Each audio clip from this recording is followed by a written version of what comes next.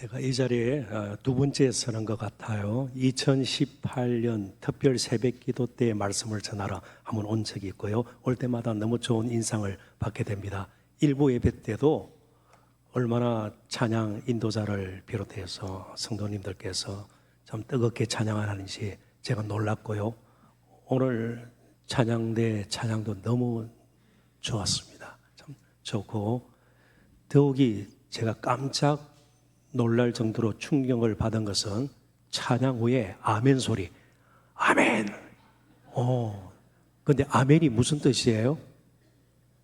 예수님께서 말씀하실 때 진실로 진실로 내게 이르노니 할 때 아멘 아멘 레고 그렇거든요. 진실로 이 말입니다. 찬양한 대로 살겠습니다. 그런 뜻이기도 해요. 실제로 히브리어에 찬양, 송축이라는 단어가 브라크라는 히브리 단어인데 사람 사이에서는요 축복으로 번역이 돼요. 동일한 단어가요. 그러니까 우리가 하나님을 송축하는 것으로 끝나지 않고 정말 어지럽고 차갑고 저주와 다툼과 전쟁으로 찌들어 있는 이 세상에 저와 여러분이 가는 곳마다 하는 일마다 축복의 사람으로 살아야 될 것이에요. 그게 진정한 예배 아니겠습니까? 예배는 의식적으로 모여서 정해진 순서에 따라 제한된 시간 내에서 일어섰다 앉았다 하면서 의식적으로만 끝나는 것이 아니라 생활 예배로도 이어져야 할 것입니다. 저도 얼마 전까지는 현역 목회자였고요. 조기 은퇴를 하고 지금은 칼빈 대학교 신학대학원에서 기독교 윤리와 조직신학을 가르치는 교수입니다. 이 교수로서 사역을 또 하면서도 많은 것을 도전받게 되고 또 학생들에게도 배우게 되는데 특별히 저는 고성재 여러분의 담임 목사님께 많은 것을 배웠습니다. 참 정직하게 꾸미지 않고 겸손하게 정말 성실하게 목회하시는 신학교는 제가 선배이고요. 나이는 제가 아래입니다. 너무 본받을 점이 많은 목사님이세요. 그래서 사적인 자리에서는 성재 형님 그래요. 물론 그렇다고 저희들이 조폭은 아닙니다. 사적인 자리에서 사모님과 목사님 네 분과 저희 네도 여러 번 같이 시간을 보냈고요. 복음과 도시라는 단체에서 같이 사역에 임하기도 합니다. 그래서 좋은 목사님 정말 더불어서 좋은 교회에 오니까 저도 너무 좋습니다. 오늘 하나님 또 말씀을 나눌 때도 하나님의 정말 좋으신 하나님께서 우리에게 예비하신 풍성한 은혜 나눠 주시기를 바랍니다. 제가 잠시 한번 기도하고 말씀 나눕니다. 하나님 참 고맙습니다. 평촌 세순교회 하나님께서 주신 은혜들이 지금까지도 풍성했는데 오늘도 말씀을 나누는 가운데 저희들에게 넘쳐나기를 소원합니다. 성령께서 도와주셔서 그러한 은혜의 나눔이 저희들에게로 끝나지 않고 계속해서 흘러나갈 수 있도록 도와주시기를 간절히 바라옵고 감사하며 예수님 이름으로 기도합니다. 아멘. 저희 부부는 결혼한 후로 지금까지 국내외에서 12번 정도 이사를 한 것 같습니다. 그런데 가는 곳마다 늘 즐겁고 기쁜 일만 있었던 것은 아니에요. 때로는 마음 아프고 괴롭고 슬픈 일을 겪기도 했습니다. 근데 그 당시는 굉장히 이제 고통스럽고 이 시간이 빨리 지났으면 좋겠다 그렇게 했는데 그런 것들이 다 엮여지면서 오늘 제가 이 자리까지 서게 되었는데 돌아보니 다 하나님의 은혜인 것이에요. 그래서 지금까지 지내온 거 다 주의 크신 은혜임을 저뿐만 아니라 성도 여러분들께서도 고백하시리라 믿습니다. 바로 성도 여러분께서 지금 그 자리에 앉아 계신 것 자체가 하나님의 은혜입니다. 그래서 우리 신앙생활에 빼놓을 수 없는 것이 하나님의 은혜를 잊지 않고 사는 것이에요. 그래서 하나님께서는 이스라엘 백성들이 거룩한 하나님의 백성으로 살아갈 수 있도록 크게 두 가지를 명령을 하셨습니다. 하나는 들어라 이스라엘아, 하나님의 말씀을 듣고 자루나 우루나 치우치지 않고 계속해서 하나님의 말씀을 따라 사는 삶, 순종의 삶, 그것을 요구하셨고요. 또 한 가지는 하나님께서 베푸신 은혜를 기억하고 기념하고 생각하고 절기를 지키라. 근데 이스라엘 백성들이 우상 숭배지에 깊이 빠졌을 때 보면 하나님의 은혜를 다 잊어버리고요, 절기조차 지키지 않았습니다. 자, 우리가 무너지는 것은 실제로 외부로부터의 여러 가지 문제, 그리고 정말 우리를 위기로 몰아넣는 형편, 그런 것들이 아니에요. 출발은 항상 스스로 안으로부터 무너져요. 그 출발점이 대체적으로 하나님의 은혜를 잊어버리고요. 그래서 오늘 장로님께서도 기도를 하셨습니다마는 별로 감사할 것이 없어지고요, 그러다 보면 예배의 자리에서 멀어지게 되는 겁니다. 그래서 이스라엘 백성들은 하나님의 말씀을 듣는 쉐마라는 말 여러분 들어보셨습니다. 쉐마 이스라엘, 하나님의 말씀을 들으라. 또 한 가지가 자카르, 기억하라, 기념하라, 절기를 지켜라. 그런데 오늘 이 세상은요, 별로 생각하지를 않아요. 금색은 이때, 사색은 잃어버린 세대 아닌가, 그렇게 정말 많은 사람들이 우려할 정도로 사람들은 생각지를 않아요. 자신의 미래에 대해서도 별로 생각지를 않아요. 저도 미국에 굉장히 오래 살았습니다. 미국에서 목회를 한 적도 있는데요, 아이들에게 뭐 물어보면 I don't care, 나하고 상관이 없어요. 요즘 어린애들에게 한번 물어보십시오. 너 앞으로 커서 뭐가 될래? 꿈이 뭐니? 물어보면요, 물론 다는 그렇지 않겠습니다만 이전에는요, 되지도 않겠지만 대통령 그랬습니다. 뭐 장군 그랬고요. 저는 학교 선생님이 되겠어요. 근데 요즘은요, 몰라요. 모른대요. 그냥 생각지를 않는 경향이 점점 이 세상에 넓어지고 있는 겁니다.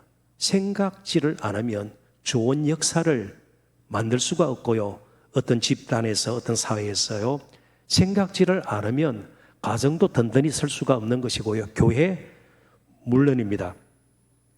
특별히 믿음의 여정에서는 무조건 달리는 것만이 능사가 아니에요. 잠시 멈추고 하나님의 은혜를 생각하고 감사하고 고백하고 때로 회개하고, 그리고 앞길을 맡기면서 확신을 가지고 우리가 가야 하죠. 그게 예배 시간에 일어나는 거예요. 예배가 딴 것이 아니에요. 예배가 정말 하나님과의 사랑의 만남이고요, 확신하는 거예요. 얼마나 하나님이 나를 사랑하는지를 아는 것이죠. 그래서 신약 성경에 예배하다라는 단어가 헬라어로 여러 등장하는데 64번 가장 많이 등장하는 헬라어 단어가 예배하다라는 단어예요.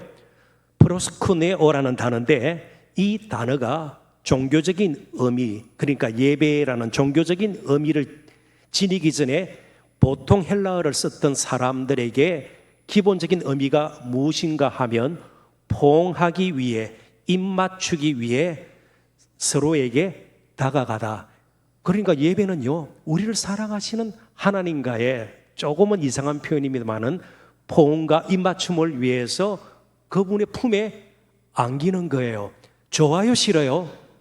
좋아요. 근데 예배 시간에 시간을 자꾸 시계를 들여다보고 왜 빨리 끝나지 않나? 저 목사는 왜 설교를 저렇게 길게 하나? 예배가 성가시고 귀찮아진다는 것은 영적으로 위기가 왔다는 거예요.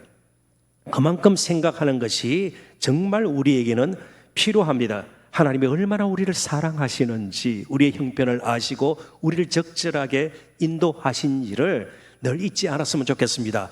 그리고 나를 어떤 일이 있어도 그분의 사랑의 품 안에서 끊을 수 없는 그 사랑 가운데 나를 계속해서 인도하실 것이라는 확신을 가지고 이 예배 자리를 떠나시는 저와 여러분이 되실 수 있기를 주님의 이름으로 축원합니다.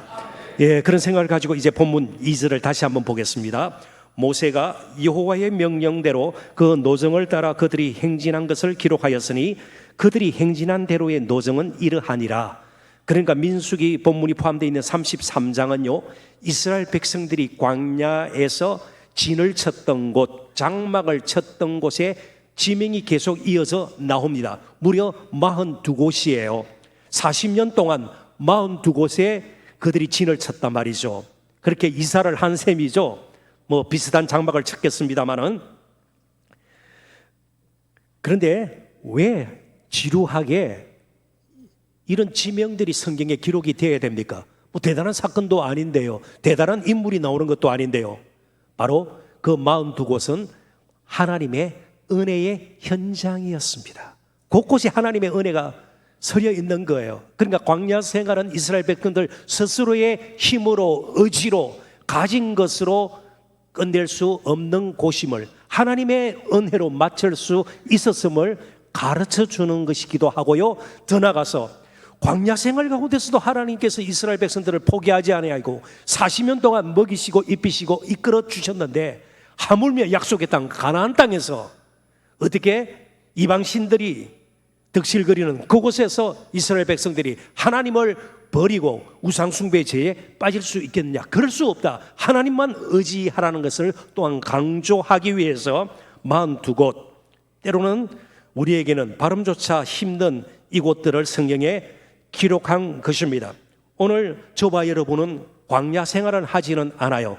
그렇지만 그 누구도 우리의 삶이 광야와 다를 바가 없다는 것을 부인할 분은 없을 것이에요. 정말 광야 같아요. 때로는 메마르고요, 때로는 막막하고요, 때로는 길을 잃고 방황할 정도로 뭔가 답답한 경우들이 우리에게 있을 수 있습니다. 그런 의미에서 광야는 우리의 삶과 완전히 동떨어진 곳이 결코 아닙니다. 광야 생활 가운데서도 함께 하셨던 하나님이 동일한 살아계신 오늘 우리의 하나님이시라면, 오늘 우리의 광야 같은 이 세상에서 사는 인생 여정도 분명히 이끄실 것을 믿고 이제 말씀의 세계로 함께 들어가 보기를 원합니다. 먼저 광야 여정 자체를 생각해 보십시다. 왜냐하면 하나님께서 애굽에서 가나안 땅으로 인도하실 때 훨씬 더 편리하고 빠른 길이 있었음에도 불구하고 왜 하나님께서 광야로 돌려서 그들을 인도하셨는가? 이것이 굉장히 중요합니다. 출애굽 당시 이스라엘 백성들은 애굽 밖으로 나가 본 적이 없습니다. 물론 가나안 땅에 들어가 본 적도 없죠. 주로 노예 생활을 했지 않았습니까? 벽돌을 굽다가 그들은 애굽 밖으로 나가본 적이 없습니다. 그런데 하나님께서 강권적으로 그들을 인도하시게 되었습니다. 그렇다면 그들이 할 수 있는 것은요, 아는 길이 아니에요. 더욱이 광야에는 애당초 길이 없습니다. 하나님께서 만들어주시는 길 자체가 새로운 길이 되는 것이에요. 그러니까 하나님만 바라보고 하나님만 의지하고 갈 수밖에 없었죠. 성경에는 그들을 인도하는 길을 밝혀주는, 그들을 보호하고 옆으로 가지 않도록 불기둥과 구름기둥으로 인도하셨다는 것을 우리에게 가르쳐 줍니다. 오늘 저와 여러분도 마찬가지예요. 광야 생활은 아니지만 한치 앞을 내다볼 수가 없어요. 설교하는 제가 오늘 밤에 무슨 일을 겪을지 저 자신도 몰라요. 모든 것을 알고 사는 사람이 어디 있겠어요. 그러니까 더욱이 우리는 믿음으로 산다면 하나님께서 우리의 길을 인도하실 것이라는 것을 확신하고 살아야 합니다. 왜 그러면 하나님께서 빠른 길을 두고 광야로 이스라엘 백성들을 이끌어 가셨는가? 출애굽기 13장 17절과 18절이 잘 말씀해 주고 있습니다. 제가 한번 읽어볼게요. 바로가 백성을 보낸 후에 블레셋 사람의 땅의 길은 가까울지라도 하나님이 그들을 그 길로 인도하지 아니하셨으니 이는 하나님이 말씀하시기를 이 백성이 전쟁을 하게 되면 마음을 돌이켜 애굽으로 돌아갈까 하셨습니다. 그러므로 하나님이 홍해의 광야 길로 돌려 백성을 인도하심에 이스라엘 자손이 애굽 땅에서 대열을 지어 나올 때에, 자, 이 말씀을 볼 때에 하나님께서 광야로 길을 돌이키신 것이 누구 때문입니까? 하나님 때문입니까? 이스라엘 백성들의 연약함을 아시고 이스라엘을 위해서 하신 것입니까? 이스라엘을 위해서 하신 것이에요. 그들이 블레셋 사람을 만나서 혹시 싸우다가 두려운 가운데 애굽으로 돌아가 다시 종살이 하는 것을 하나님께서 막으신 겁니다. 실제로 당시 사람들은 그들이 살았던 람세스에서부터 가나안의 가장 남쪽 브엘세바까지 지승거리로 320km 정도가 되는데요. 주로 어떤 길을 사용했는가 하면 낙타에 물건을 싣고 무역을 하는 대상들이 주로 다니는 아주 편리한 길이고 빠른 길이었습니다.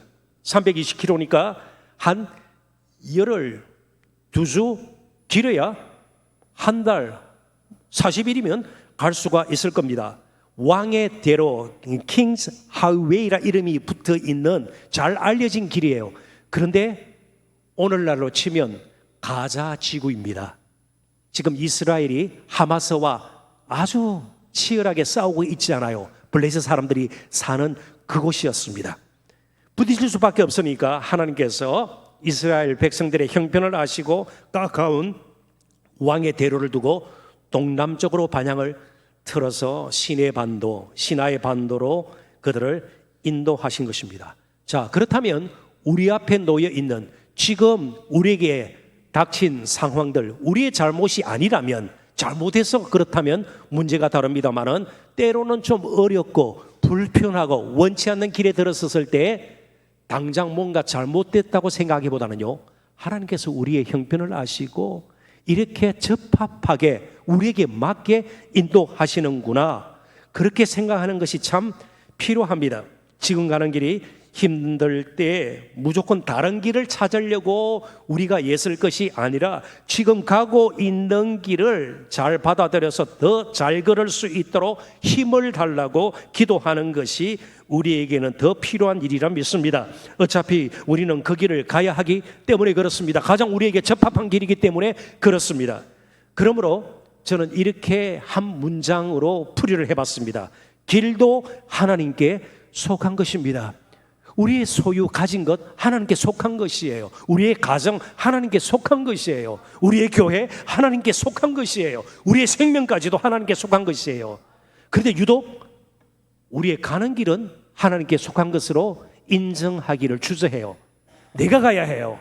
내 계획대로, 내 원대로, 내가 원하는 시간에 이루어지면서 내가 내 길을 가야 된다는 거예요. 그러다가 쓰러지면 낙심을 하거나 하나님께 원망 불평을 털어놓을 수도 있죠. 기도하는데도 응답의 열매가 없을 때에 그냥 하나님께 살아계신가 의문을 품게 되죠. 길도 하나님께 속한 것입니다. 당장은 더 빨라 보이고 쉬워 보이고 편리해 보인다 할지라도 하나님께서 내어주신 길이 아니면 얼마 가지 못해서 낭패를 당하게 됩니다. 제가 지금 교수이기 때문에 협동 목사로 목회는 하지 않고요, 안성에 있는 모 교회를 협동 목사로 출석하고 있어요. 그런데 그 목사님께서 한 9년 전에 저희 교회 부목사 출신인데요, 개척을 하셨습니다. 그래서 저희 교인들도 한 20명 정도 같이 가서 한 8년, 9년 이렇게 되면서 150명 정도로 교인들도 개척교회 치고는 빨리 성장을 했습니다. 자체 건물도 짓고 말이죠. 나이가 44 정도 됐을 거예요. 파킨슨병에 걸렸는 거예요.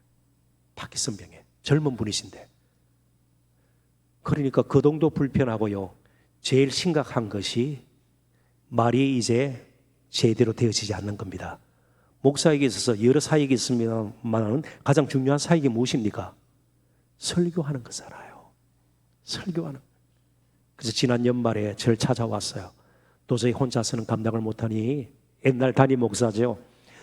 저를 좀 도와주십시오. 그래서 우리 세송교회처럼 거기도 주일 1부, 2부가 있어요. 그래서 첫째 주는 온 세대가 어린아이부터 통합해서 예배를 드리고요. 둘째, 셋째 1부, 2부가 있는데 둘째, 셋째 1부 설교를 제가 좀 맡아달라는 겁니다. 이분은 본인이 하고, 그 다음에 나머지 뭐 넷째 주, 다섯째 주도 있을 수가 있으니까 그때는 다른 목사님이 또 부교육자가 이렇게 하고 뭐 그런 식으로 말이죠. 그러다가 갑자기 주일 아침에 연락을 받기도 해요. 너무 약이 세어가지고 너무 강해가지고 말이죠. 밤새 잠을 못 자기도 하고요. 막 붓고 피부도 좋지 않고 너무너무 마음이 안 됐어요. 근데 제가 말씀드리려는 것은 그 교회 성도님들을 제가 자랑하기 위함이에요. 담임 목사의 몸이 연약해지니까 주님의 몸된 교회는 더 강해지는 거예요. 그 교회를 이루고 있는 각 직체들이 우리 담임 목사님이 이렇게 아프고 힘이 없으니 우리가 힘을 내자. 예? 이 교회는 우리가 힘을 내야 될, 그리고 던들이서 나갈 수 있는 교회다. 그래서 어느 교회보다도, 제가 다녀본 교회 가운데 어느 교회보다도 성도들이 열정적으로 움직이고요, 정말 힘을 다하며 열심히 기도하고 그래요.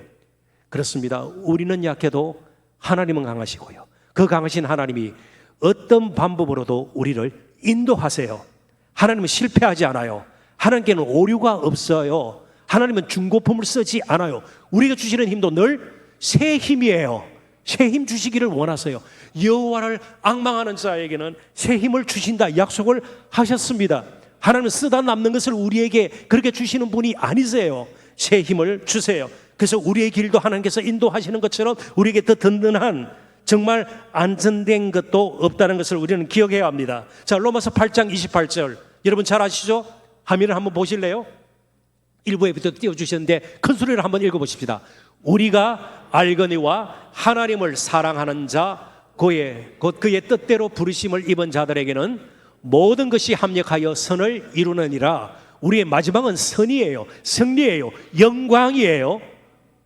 그렇지만 그 중간에 모든 것이 합력한다는 말은 하나님께서 일하신다, working 해서, by working, through working, 하나님께서 일하셔서 결국 우리에게 선을 이루게 하신다는 겁니다. 그런데 일하시는 재료가 무엇인가 하면 모든 것이에요.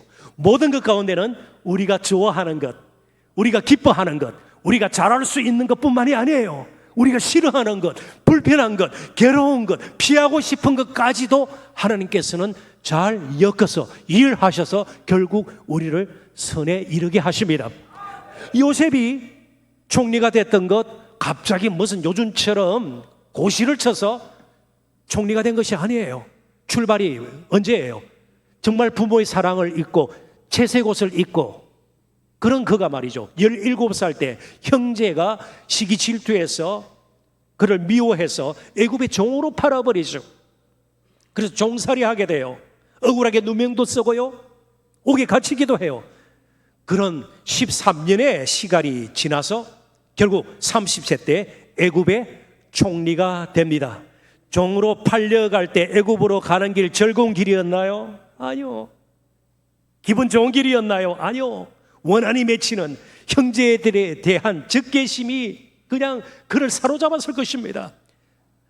아는 사람 없는 애굽에서 외로이 보냈던 그런 시간들, 우리가 볼 때는요, 이게 왜 요셉의 인생에 필요한가? 지나고 나니까 총리로 만들기 위해서 하나님께서 그렇게 하셨구나. 그래서 그의 총리됨으로 야곱의 일가가 정말 기근이 심한, 자연재해가 많은 가나안 땅에서 애굽으로 초청을 받아, 가족 초청 이민이죠. 그곳에서 수가 늘어나서 이제 한 나라를 이루어서 하나님 나라의 백성으로 하나님께서 이스라엘을 세우기 위해서 가나안 땅이 아닌 그곳에서 수를 불려서 애굽을 떠나게 하시죠. 하나님은 모든 것을 합력하여 선을 이루십니다. 그래서 왜 나에게만 이런 힘든 일을 겪게 하느라, 물론 처음부터 범사에 감사하는 것이 쉽지가 않습니다. 그럼에도 불구하고 하나님의 인도를 우리는 조금도 의심하지 말아야 하는 것이에요. 그래서 진정한 문제는 우리가 겪고 있는 문제의 크기보다 하나님을 우리가 너무 작게 만들어버린 것, 바로 믿음의 분량이 깃털처럼 가벼워지는 것, 이것이 진정한 문제입니다. 한 사람만 제가 더 소개를 할게요. C.S. 루이스라는 영국의 아주 유명한 영문학자, 작가가 있습니다. 그리고 신실한 기독교인이었습니다. 평생 독신으로 살다가 이분이 50살이 넘어서 몇 가지의 결혼을 했습니다. 너무너무 기쁘고 너무너무 좋았어요. 그리고 실제로 그 아내의 이름도 조이, 기쁨이었습니다. 근데 얼마 가지 못해서 아내가 암에 걸려서 세상을 떠나버려요. 너무 암담해요. 그러니까 그런 슬픔을 당하지 않으려면 결혼 안 했으면 좋았죠. 차라리 그런 일을 겪지 않았을 거 아니에요. 그리고 결혼 생활이 너무나도 행복했고 좋았는데 말이죠. 하나님 먼저 데려가신 것. 그래서 책을 한 권 썼습니다. The Grief Observed. 한글로는 헤아려 본 슬픔. 그 작가로서 슬픔에 대해서 많은 글을 지었을 거 아니에요. 근데 직접 경험해 보니까 슬픔이라는 것이 이런 것이구나. 그가 경험을 했습니다. 그리고 아내를 잃고 난 뒤 정말 믿음이 흔들거릴 수 있는 그런 상황 가운데서 그가 고백했던 내용입니다. 잘 들어보십시오. 천국에서 우리가 주님을 만나면 첫 번째 할 말은 아마 이 말일 것입니다. 아, 그랬었군요, 주님. 그때는 몰랐다는 거예요. 왜 아내가 세상을 떠나 먼저 하나님 품으로 갔는지 우리가 다 몰라요. 여러분, 믿음으로 산다는 것은 어떤 문제, 어떤 상황 가운데서도 모든 해답을 가지고 사는 것을 의미하지 않습니다. 많은 경우 유보된, 연기된 답을 가지고 사는 거예요. 나머지는 믿음으로 하나님께 맡겨드려야 합니다. 하나님께서 내 길을 인도하신다는 확신을 가지고 말이죠. 자, 이제 그렇다면 하나님께서 어떤 식으로 그들을 인도하셨는가? 세 군데의 지역 42곳 가운데 세 곳을 저희들이 살펴보게 될 것인데, 특별히 이스라엘 백성들은 이 세 곳, 42곳 다 마찬가지입니다만은 세 곳은 특별해요. 그래서 출애굽기 14장에 길게 첫 번째 곳에서 어떤 일이 일어났는지, 그리고 15장은 그렇게 행하신 하나님을 찬양하는 내용으로 되어 있고요. 16장에 두 번째 지역에서 하나님께서 또 어떤 은혜를 베푸셨는지, 그리고 마지막 세 번째 지역, 저희들이 살펴볼 이 지역에서 하나님께서 또 그들을 어떻게 인도하셨는지 출애굽기 17장에 기록이 되어 있기 때문에 세 곳만 먼저 저희들이 살펴보도록 하겠습니다. 첫 번째 지역입니다. 민수기 33장 7절 한번 보시죠. 제가 읽어드립니다. 에담을 떠나 바알스본 앞 비아히롯으로 돌아가서 믹돌 앞에 진을 치고, 이스라엘 백성들이 애굽에 나와서 처음으로 크게 장막을 쳤던 곳이 믹돌입니다. 그런데 지형적으로 굉장히 잘못된 곳에 진을 쳤습니다. 하나님께서 어리석고 하나님께서 전혀 대책 없이 왜 이런 곳이 필요하다고 생각을 하시고 진을 치라고 하셨을까요? 이게 궁금해요. 왜냐하면 앞은 홍해 바다예요.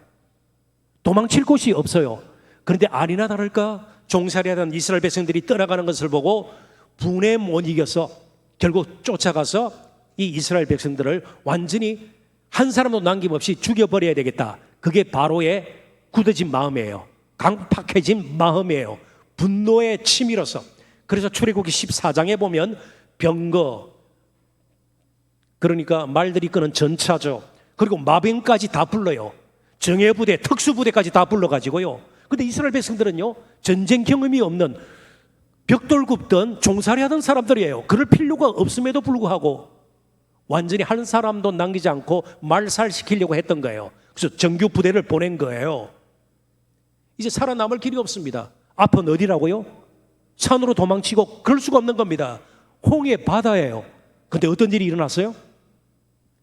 밤새 동풍이 불어서 홍해 바다 벽이 되면서 중간에 길이 난 거예요. 이스라엘 백성들이 지나가고 애굽의 군대가 쫓아오면 다시 바닷물이 덮여서 애굽 군사들을 수장시키는, 물에 빠져 죽도록 하는 하나님의 독특한 전쟁 방식이 거기서 일어나는 겁니다.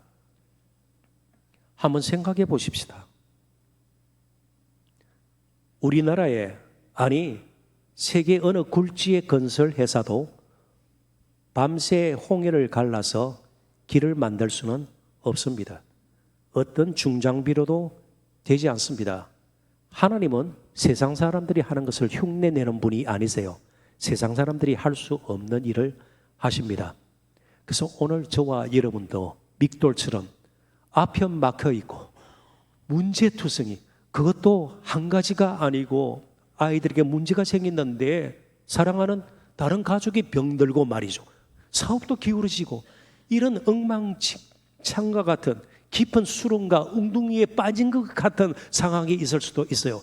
그럴 때 하나님께서는 길을 내시는 분이세요. 그래서 고린도전서 10장 13절에 보면 감당할 시험 밖에는 우리에게 당한 것이 없다. 이 말은요, 시험 당할 점에 감당할 만한 능력을 주시든지, 그러지 못하는 경우는요, 피할 길도 주세요. 이스라엘 백성들에게 피할 길을 주셨습니다. 이 길은 세상에 내어놓는 길이 아니에요. 제가 용인에 살거든요. 대학교 근처에. 이곳에 올 때 내비게이션에 그 이름 모를 여인의 말에 순종해서 왔습니다. 몇 미터 앞에 가면 좌회전 하세요. 네, 좌회전하고 말이죠. 그런데 홍해에서 난 길은 내비게이션에 없는 길이에요. GPS에 없는 길이에요. 우리는 그 길을 따라 사는 사람들이에요. 여러분 믿으세요? 그 하나님은 가장 적절하게 알맞게 필요한 대로 길을 내어주시는 분이십니다.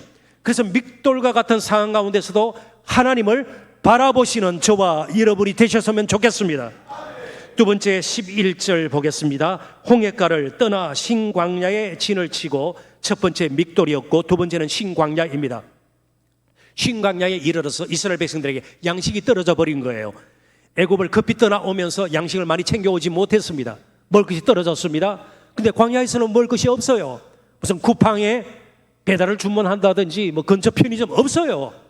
아무것도 먹을 것이 없어요. 그런데 먹을 것이 생겼습니다. 그것도 이어서 40년 동안 하루도 빠짐없이 안식일 날 전날은 이틀치를 하나님께서 하늘에서 내려주셨습니다. 무엇입니까? 만나예요. 그래서 만나의 가장 기본적인 의미는 What is this? 이게 무엇인가예요. 애굽에서도 먹어보지 못한 그런 음식이에요. 애굽은 정말 먹을 것이 풍부해요. 저도 애굽을 2번 다녀왔는데, 제가 전 세계 여러 나라를 다니지는 않았습니다만은 애굽의 호텔에서 먹었던 조식 뷔페가 지금까지 먹어본 것 최고예요. 정말 나일 강가에서 재배된 야채라든지 과일 너무 싱싱하고 좋아요. 그래서 이스라엘 백성들이 툭 하면 애굽에 살 때 뭐 수박, 부추, 파 늘 그죠? 고기 가만 늘 그런 이야기 하잖아요. 정말 동경할 수밖에 없겠다. 그런 생각이 들 정도로 애굽은 먹을 것이 풍부해요. 제가 아주 오래전에 애굽을 방문했는데 그때 선교사님이 그러시더라고요. 그러니까 전병이조 구운 거, 화덕에서 구운 넓적한 빵 말이죠. 1센트에 10개 준대요. 그러니까 모든 사람이 굶주리지 않도록. 그러니까 거지가 없는 거예요. 1센트면 어느 정도 되죠? 1불이 1,000, 요즘 400원 정도 되니까 100분의 1. 그 정도의 10개를 먹으니까 굶주린 사람은 없는 거예요. 지금 어떻게 됐는지 모르겠습니다. 그만큼 먹을 것이 풍부해요. 그런 애굽에서조차도 보지 못했던 음식 어디서 왔습니까? 하늘에서 왔습니다. 원산지가 어디예요? 브라질요? 러시아산이에요? Heaven, 하늘이에요. Made in 하늘이에요. 저와 여러분이 하루하루 사는 것, 이 땅의 것만 먹고 사는 것이 사실은 아니에요. 하나님께서는 여전히 일하세요. 우리에게 필요한 은혜를 준비하시고요. 죄송합니다만은 오늘 예배 1부, 2부 시간에 영적으로 여러분들이 다시 한번 힘을 얻도록 하나님께서는 저를 통해서 여러분들에게 베푸신 말씀의 은혜를 이미 준비하고 계셨습니다. 그 하나님을 믿으셔야 해요. 믿으셔야 해요. 그래서 만나를 통해서 양식은 하늘에서만, 땅에서만 나는 것이 아님을 분명히 보여주셨습니다. 마지막 세 번째 14절을 보죠. 알루스를 떠나 르비딤에 진을 쳤는데 거기는 백성이 마실 물이 없었더라. 예, 광야 생활 가운데서 먹는 것보다 더 중요한 것이 마시는 물이에요. 왜냐하면 먹을 것이 없으면요, 이스라엘 백성들은 우리가 나중에 성막을 짓는 것을 볼 때도 그렇지만 제사법에 대해서도 나오지 않아요? 그러니까 그들이 나올 때 가축도 데리고 나왔습니다. 그래서 먹을 것이 없으면 소나 양에서 나는, 염소에서 나는 젖을 먹을 수 있고요, 치즈로 만들어 먹을 수도 있고요, 정 안 되면 잡아 먹을 수도 있는 거예요. 물은요 얼마 가지 못해요. 물을 마시지 못하면 사람들은 계속해서 살아갈 수가 없는 겁니다. 근데 가는 곳마다 광야에 늘 오아시스가 있은가? 그렇지는 않아요. 그런데 하나님께서는요, 이 르비딤에서 어떤 일을 행하십니까? 힌트를 드립니다. 모세의 지팡이. 자, 물이 어디서 났어요? 반석. 바위. 그러니까 겉으로 보기에는 바위예요. 근데 그 바위를 치니까 바위가 쪼개지면서 거기서 물이 솟아나는 거예요. 광야 생활하는 동안 하나님께서는요, 여기저기 필요할 때마다 눈에 보이지 않는 반석 가운데 샘물을 숨겨 놓았습니다. 오늘 저와 여러분이 이 자리까지 오게 된 것, 여기저기 그래도 하나님께서 반석을 눈에 보이지 않지만 숨겨 놓으셨다가 필요한 대로 은혜를 베풀어 주셨기 때문입니다. 그러지 않으면 우리는 이미 이 세상을 떠난 사람인지도 몰라요. 이곳에 앉아 있는 것 자체가 하나님의 은혜라는 것이 바로 그것입니다. 하나님께서는 그렇게 이스라엘 백성들이 갈증으로 위험한 그런 지경에 이르지 않도록 필요한 대로 반석에서 물나게 하셔서 그들을 이끌어 주셨습니다. 그런 하나님이세요. 그런 하나님을 이제 우리가 오늘 예배하는 거예요. 그분의 품에 안겨서 우리가 영어로 celebration, 축제예요, 축제. 사랑하는 이를 만났을 때 그렇게 슬픈가요? 그렇게 귀찮고 성가신가요? 예배의 자리가 그렇게 따분한가요? 그렇지가 않아요. 그 하나님을 만나는 감격, 그 하나님께 감사하는 마음을 주신 것에 대해서도 고맙고요. 그리고 찬양을 들으시는 하나님, 때로는 박자가 틀려도 괜찮아요. 음식이 맞지 않아도 괜찮아요. 그렇지만 사랑하는 하나님 앞에, 우리를 사랑하시는 그 하나님 앞에 예배할 수 있는 것, 이것보다 더 큰 복이 없는 것이죠. 한번 생각해 보십시오. 미국의 도널드 트럼프 전 대통령이 대통령 당선인이 되었습니다. 대통령이 취임하기도 전이에요. 그럼에도 불구하고 세계가 떠들썩합니다. 우리나라도 마찬가지죠. 방위 분담금 더 내라 할까봐 말이죠. 5배 이상 내라고 그러잖아요. 이전에 말이죠. 지금 내는 것에. 그러면 우리가 국고 손실이 올 수가 있죠. 주식, 정권 시세가 오락가락하죠. 환율 1,400을 넘지 않았어요. 국제 유가가 들락거리고 말이죠.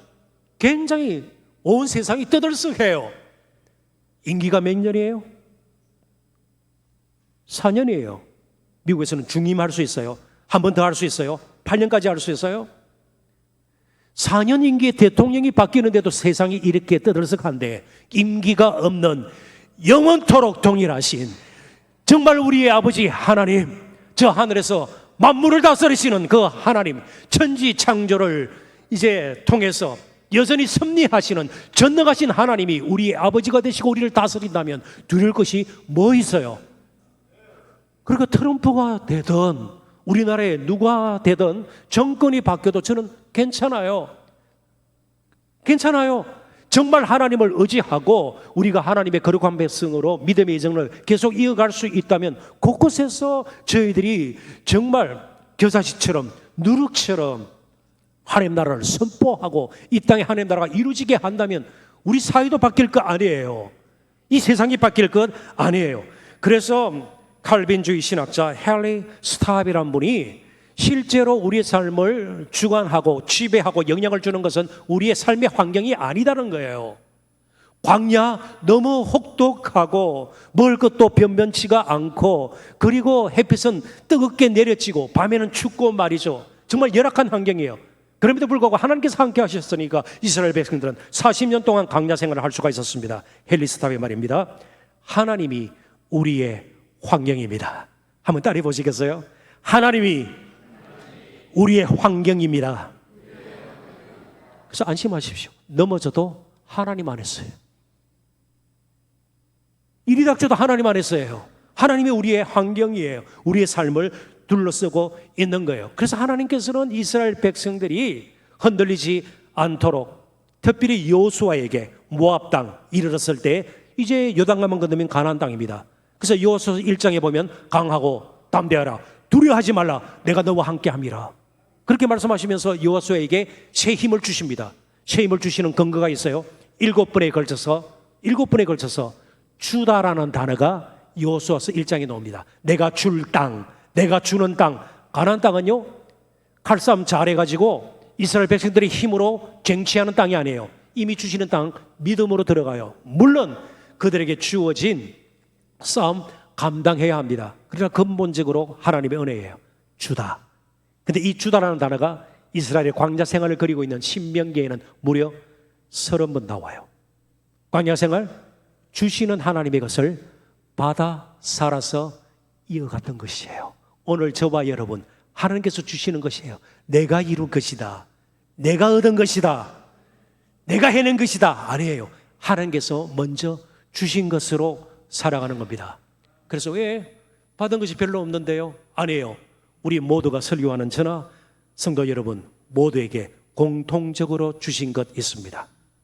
가장 아끼셔서 내놓을 수 없는 분을 우리에게 주셨습니다. 독생자 예수 그리스도로 주셨어요. 독생자 예수 그리스도로요. 그런데 이 예수님이 길이 되세요. 내가 곧 길이요 진리요 생명이니, 하나님께 이르는 길일 뿐만 아니고 이 세상을 살아가는데 임마누엘이 되셔서 이제 우리가 다른 길을 찾는 것이 아니라 그분과 동행하면 그게 길이 되는 거예요. 그분이 길이에요. 그리고 예수님께서는 요한복음 6장에서 내가 하늘에서 내려온 산떡, 진정한 만나라고 가르쳐 주셨습니다. 그리고 사마리아 여인, 수가성 동네의 사마리아 여인에게 자신이 생수임을 밝히면서 자신을 마시는 자는 영원히 목마르지 않을 것이다 말씀하셨습니다. 이 세상 그 무엇으로도 우리의 갈증은 해소되지 않습니다. 오직 예수 그리스도가 우리의 진정한 길이세요. 진정한 양식이세요. 진정한 생수세요. 그분 안에서 남은 평생 저 영원한 가난, 새하늘과 새 땅을 향해서 믿음의 여정을 이어가시는, 그래서 오늘 예배를 통해서 새 힘을 얻고 예수님께 모든 염려 다 맡기시고 감사하고 확신과 소망 가운데서 다시 한번 일어서시는 저와 여러분 되시기를 주님의 이름으로 축원합니다.